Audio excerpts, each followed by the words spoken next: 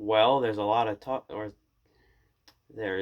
talk about for this game.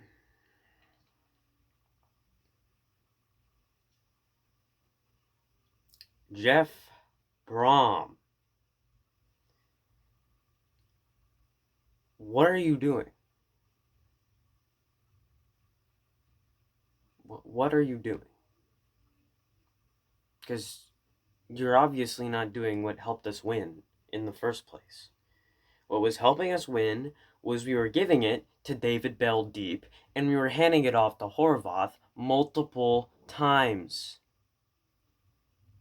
You'll pass it to David Bell deep maybe like once in the whole game, and then you'll hand it off to Horvath once, then take like a break of 20 plays, and then hand it off to him again. What are you doing? You are completely neglecting everything that helped us win in the beginning of the season. And it's what's killing us.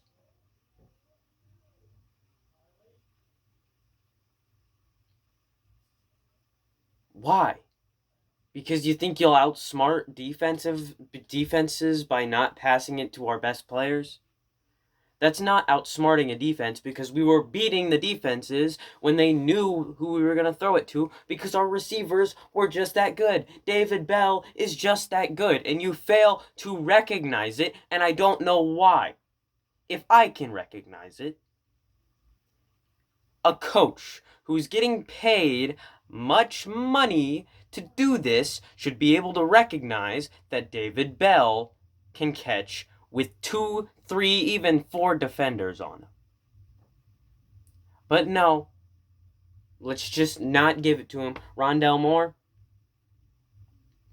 why would we give it to him? He's only an All-American. He's only basically David Bell. Why would we give it to those two guys who can catch passes with multiple defenders on them and with one hand? Don't see why we would do that.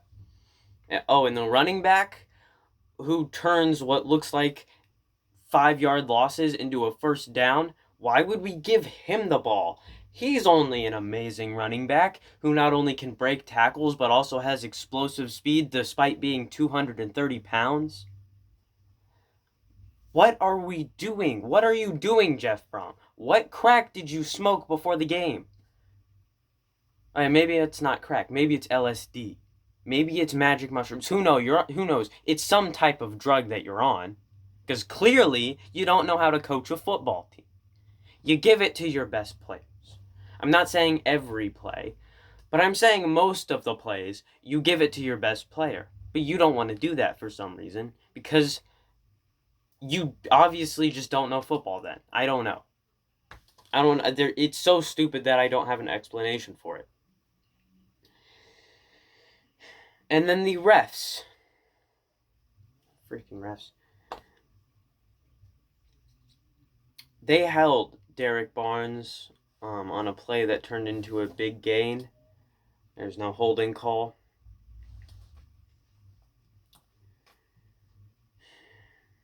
They called pass interference on, yes, what was pass interference, but the ball was not catchable. Yes, the defender was way too handsy with the receiver, but the ball was not catchable. So therefore, it's not pass interference.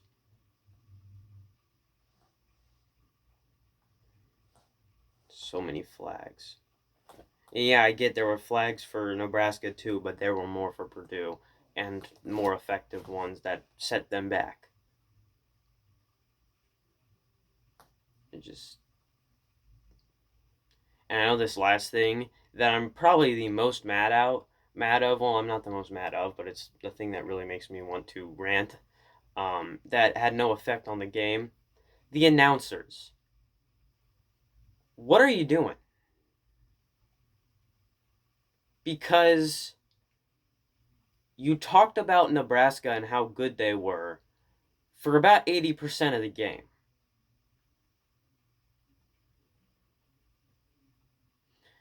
Only time you brought up Purdue was when they made a play, or sometimes you'd bring up David Bell and Rondell Moore. Sometimes you'd bring up Jack Plummer. Or for like 5 seconds. And then you go right back to talking about how good Nebraska was.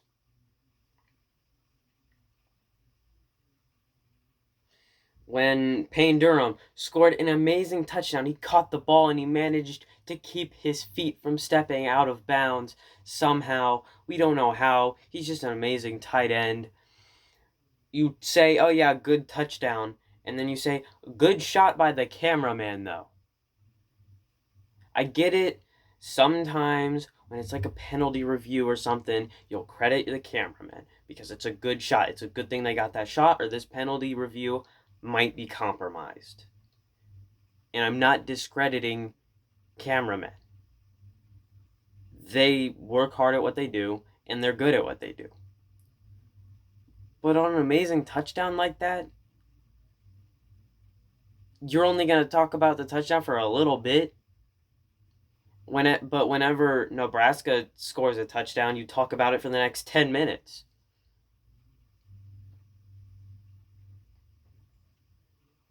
And then David Bell. Amazing freaking catch. Caught it. The defender tried to whack it out of his hand. He held on to it, went down, just freaking sprinted to the end zone. Just an amazing catch.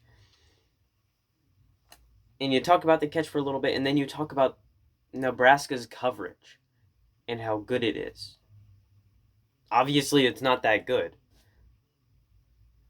but you're going to talk about it and say that it's good. What? Am I missing something here? Because last time I checked, when a team plays good, the announcer is supposed to credit that, not just one team.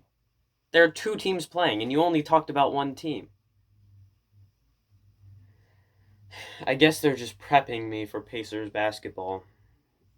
Those announcers don't, because those announcers are hired by the Pacers, so they usually say decently nice things. But on nationally televised games, the Pacers get no respect. And the refs never give the Pacers respect. So I guess they're just prepping me for Pacers basketball this year. And the game on Sunday, where the Colts will also get no credit for anything. Even though they've been hyping up the Texans this whole time, and if the Colts beat them, then they're going to stop hyping them up and just say, oh, they're a terrible team. They weren't a terrible team when they beat the Lions, but when the Colts beat them, oh, they're a terrible team. Right, like, I'm not saying the Texans are a good team. They are a terrible team, but you're just going to change because of whatever. But yeah, Purdue, once again, screwed over by their coach, by the refs. Like, this team should be winning. And it's just play calling is really holding them back. I think we need new coaches. I think Jeff Brohm's brother should be the head coach because when Jeff Brohm's brother was the head coach that one game, we played really well. Like, we played amazingly. Just saying, fire Jeff Brohm and promote his brother to head coach because that guy can obviously coach better. See you guys next time. And this is for people who watch the other Purdue one. The announcers defended them to no end. See you guys next time.